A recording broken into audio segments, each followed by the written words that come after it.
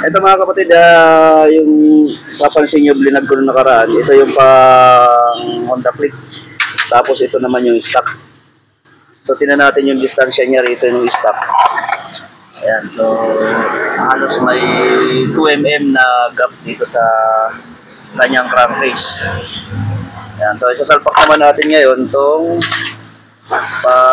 Honda Click. Tingnan nyo yung distansya niya. Halos 0-0 na. Point na lang siguro to eh, point mm. Isa pa, para hindi siya umiikot pag itutulak mo siya ng gano'n kung hindi diin mo. Kasi nga, kagaya ng sinabi ko, hindi ito siya nagkakatalong dyan sa dulo. So tumatama na siya rito, sumasabit. Kaya hirap siya umikot. Kung halimbawa na itutulak pa natin siya, hindi diin. Kasi siyempre pag hinigpitan pa to, kasama ng belt, kasi higpit pa siya mapasok. Kaya yun ang mangyayari. Ayan sikip na. Pero kung nakalutang lang siya, ayan, magandang play.